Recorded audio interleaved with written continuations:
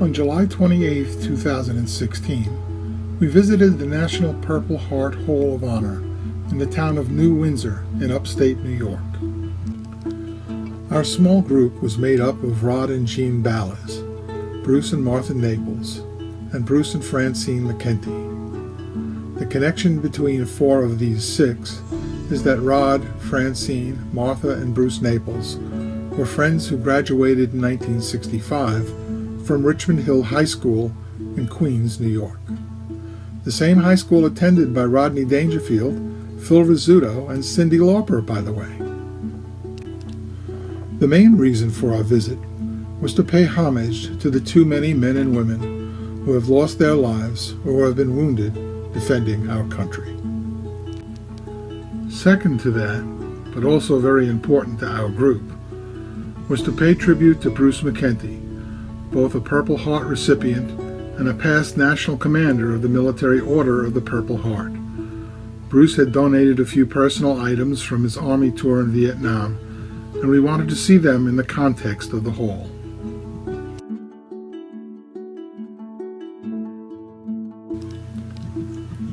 In their words, the National Purple Heart Hall of Honor collects, preserves, and shares the stories of Purple Heart recipients in recognition of those American servicemen and servicewomen who have been wounded or killed as a result of enemy action. If you're wondering why this National Purple Heart Hall of Honor was built in New Windsor, New York, here is a brief explanation.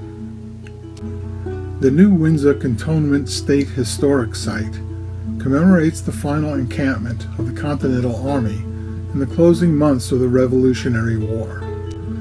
The site currently hosts period buildings that represent that era. A museum of period armaments, mostly cannons, and the newly opened National Purple Heart Hall of Honor. It was nearby in Newburgh, New York, that George Washington first awarded the Badge of Military Merit, the predecessor of the Purple Heart. The cantonment site is also the resting place of the young country's first unknown soldier.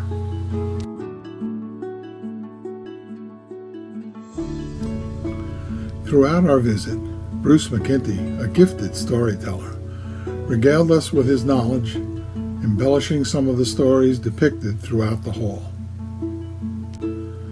He began talking about the New Windsor Cantonment, highlighting how George Washington, as Commander-in-Chief of the Continental Army, established a winter post for the northern portion of his army.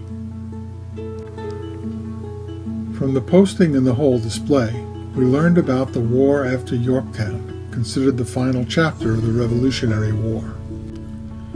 In October of 1782, a year after the siege at Yorktown, a debt-ridden America faced an uncertain future as forces under the command of General Washington returned to a war-weary New York to keep the British in check. We then got to see paintings and various artifacts from the Revolutionary War era.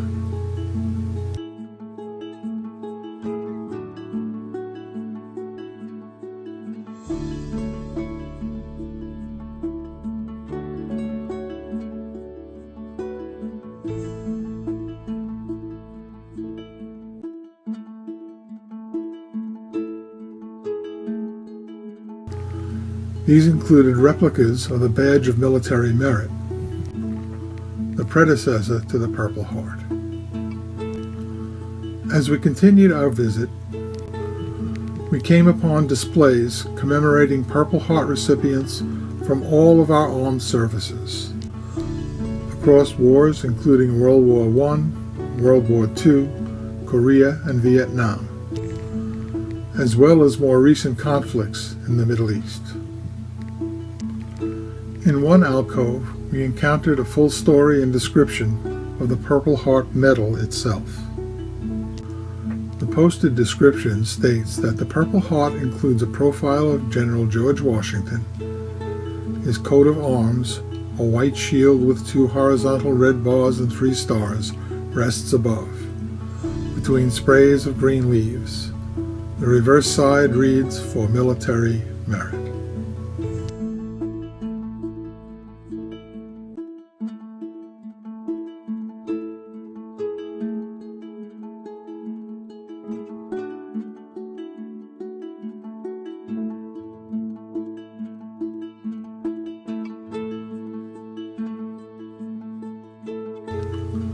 The medal's shape, color, and features symbolize the courage and sacrifice that its recipients have given to protect the security and freedom of our country. The exhibit helps answer the questions: who receives the Purple Heart? How is the medal presented? And who are the recipients? It also provides a video collection of stories by Purple Heart recipients and several kiosks where visitors are able to search for military, family, and friends.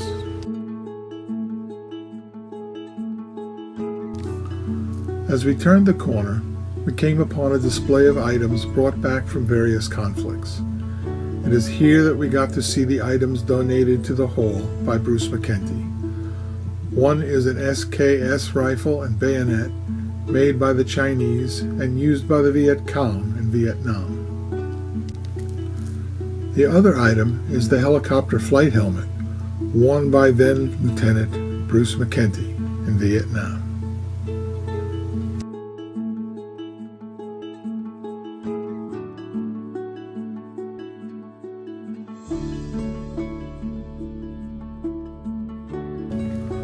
Also included in this section is a life-size sculpture of soldiers in battle, saving a wounded brother, helping him to reach medical aid. The inscription from General Douglas MacArthur reads, "The soldier above all other people prays for peace, for he must suffer and bear the deepest wounds and scars of war."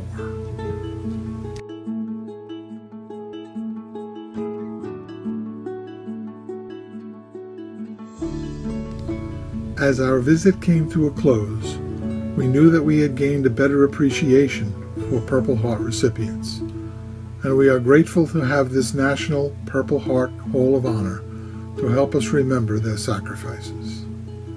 May God bless our Purple Heart recipients and their families.